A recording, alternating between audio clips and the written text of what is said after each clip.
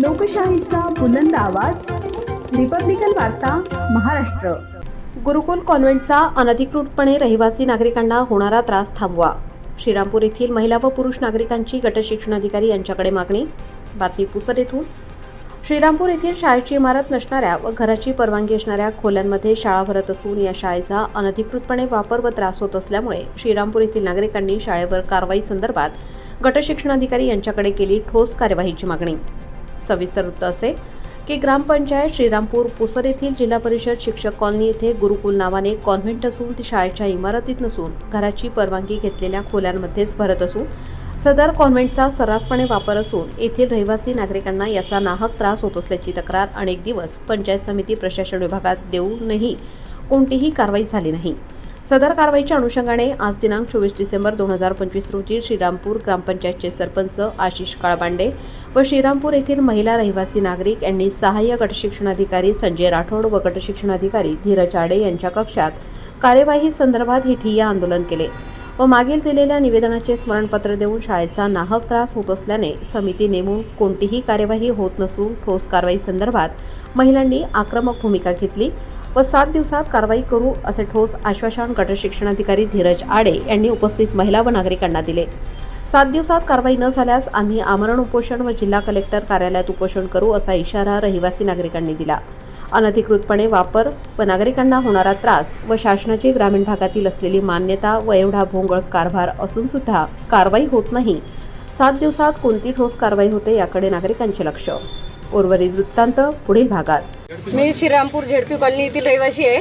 शाळा ही माझ्या अवघ्या काही अंतरावरच आहे।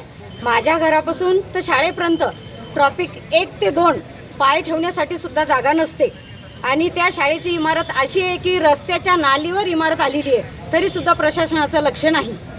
प्रशासनाने कोण्या बेसिकवर त्यांना एवढी मोठी बिल्डिंग बांधण्यालाही दिली परवानगी किंवा इतकी शाळा चालण्यासाठी।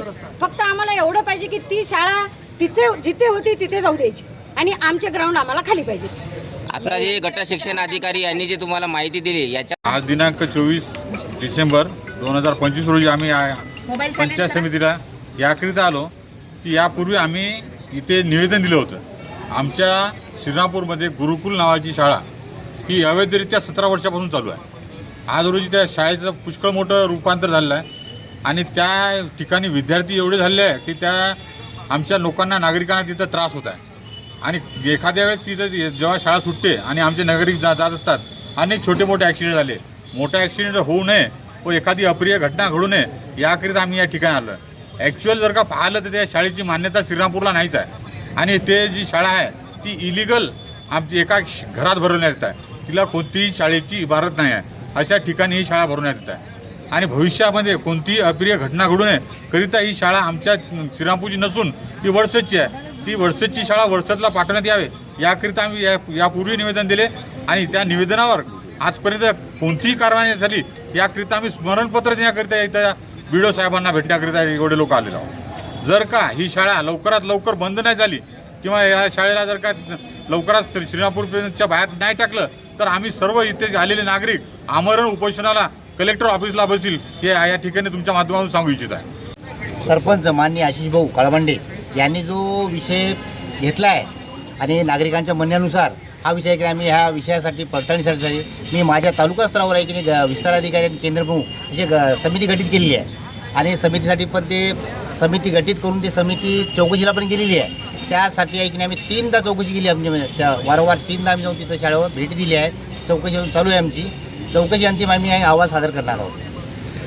सर समित्या ह्या नेहमीच गठीत होतात आणि चौकशी चालू राहते, परंतु हे जे नागरिक या ठिकाणी उपस्थित झाले आणि त्यांची जी समस्या आहे की ते आमूलाग्र त्वरित त्याच्यावर कारवाई होईल या दृष्टीकोनातून आपण काय करणार आहे? नक्कीच आम्ही काय करणार आहे चौकशी अंती जो काही हे आहे त्यानुसार आम्ही ॲक्शन घेणार आहोत।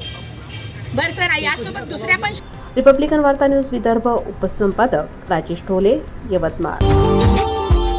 Subscribe now and press the bell icon. Never miss an update.